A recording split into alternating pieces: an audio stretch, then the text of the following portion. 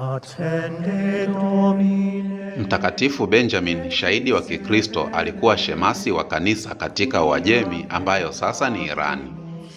Wakati wa utawala wa mfalme wa Uajemi Sapo wa pili karne ya 4, Wakristo waliteswa na Benjamin alikamatwa kwa ajili ya imani yake. Alifungwa gerezani mwaka mzima ili aache kuhubiri Injili, lakini hakuweza kukubali sharti hilo. Aliteswa na mwishowe kuuawa kwa kukataa kukana imani yake ya Kikristo. Uthabiti na ujasiri wake mbele ya mateso ulimfanya kuwa alama ya utii kwa Mungu. Mtakatifu Benjamin mara nyingi anaelezewa kama mfano wa kujitolea kwa Kristo na shahidi, hasa kwa wale wanaoteseka kwa ajili ya imani yao. Hadithi yake ni mojawapo ya hadithi nyingi za mashahidi wa Kikristo wa mapema ambao walikumbana na magumu huko Uajemi na katika dola la Kirumi kwa ujumla.